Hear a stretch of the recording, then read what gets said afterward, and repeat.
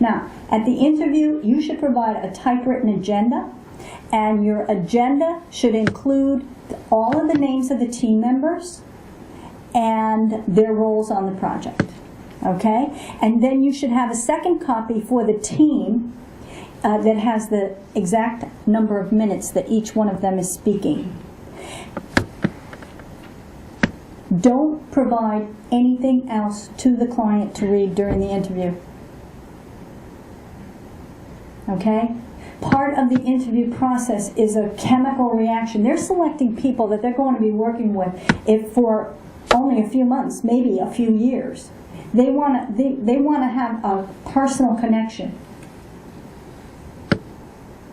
You don't want them reading. You want them looking at you. You want them interacting with you. Okay? Telling is what got you to the presentation, and selling is what will win it. Dr. Janet Sanders, a specialist in our industry who really focuses on interviews, said that you are not telling anymore, you're selling. You're selling. Now, how do you do that? Well, first of all, you craft an attention-getting opener. I'm sure that most of you have sat in at presentations, and most presentations begin this way. Hi, my name's Sally Handley. I'm the partner in charge, and thank you for inviting us here to speak to you today. We're very happy to be here. Okay? Now, picture 5 interviews, and they all start out that same way. Now, picture you're the 5th interview, and you come in, and you say, "Good afternoon. Educating our young people is your mission, and giving you the facilities you need to do that is ours. Good afternoon." What a difference, right? You've got their attention from the beginning. You've woken somebody up who's just getting ready to hear another boring presentation. And your attention-getting opener should point out or point to the strategy that you're using. It's like, it's our mission to build you the buildings that allow you to do your mission. That's the key. That's the key. All right? Now, you want to focus on your key selling points, your why us. You want to use a problem-solving approach. And you want more about the client than about you at the shortlist interview. Okay, we visited your site. These are the problems we see there. The only time you're pointing to your experience is to show them how you solved exactly that same problem for another client. All right?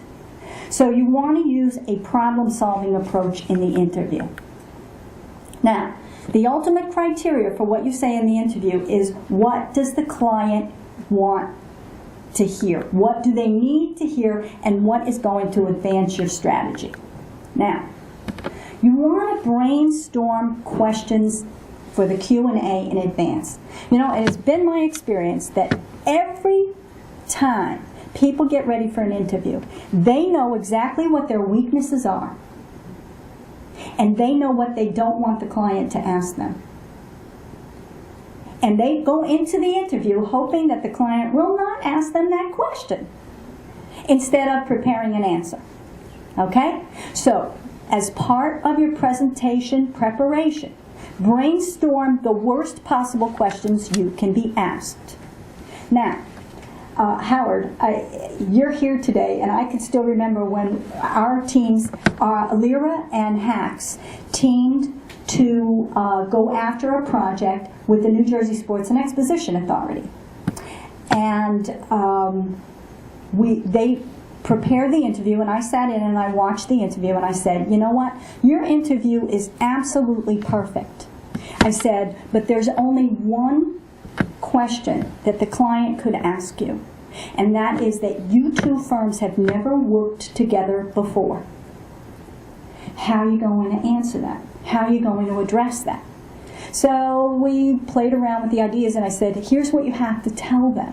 You have to tell them that you met prior to this RFP, you found that there was a chemistry between the two firms, that you met when this RFP came out and came up with an absolute agreed upon division of the work,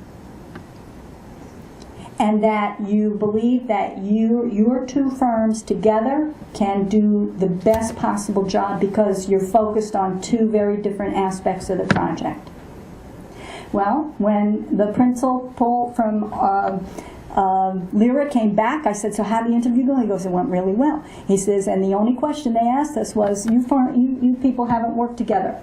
And he was prepared with an answer. Boy, what a great feeling knowing that you don't have to worry about how you're going to field those questions. You prepare.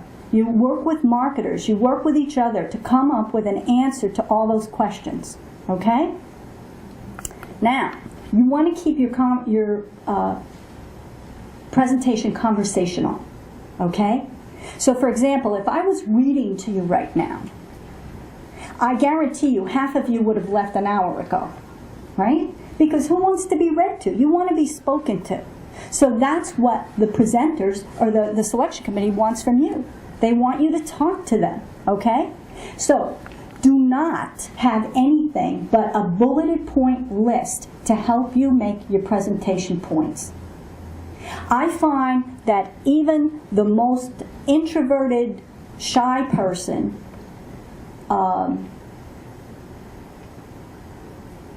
the technical people become articulate when they start talking about their passion, which is their work.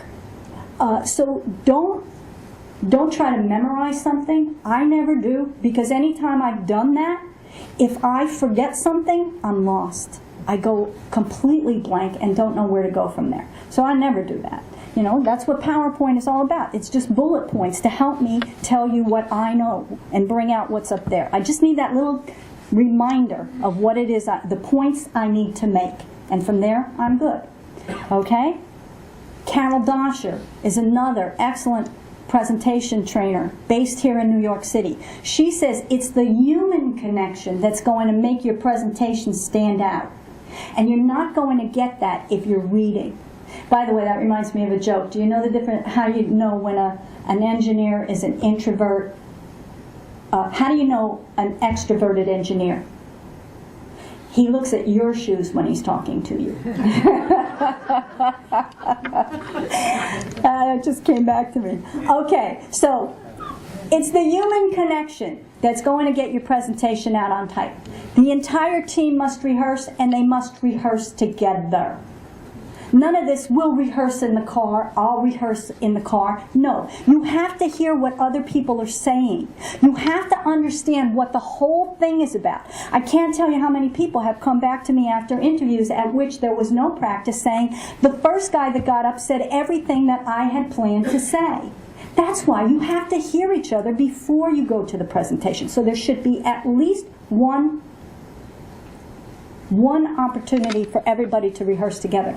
Now, if you are always a sub-consultant, you need to call the firm when they tell you you've been shortlisted, and if you're attending the interview, they want you to attend the interview, say, when will the rehearsal be? And if they say there is not going to be any rehearsal, you say, seriously? Really? We're going there without a rehearsal plan? Let me tell you a nightmare story. Dan Cecil, who I told you about before, was on a shortlist interview presentation. We had teamed with a large EA firm in New York City who told each sub-consultant, just come to the shortlist interview prepared to say a few words about your firm.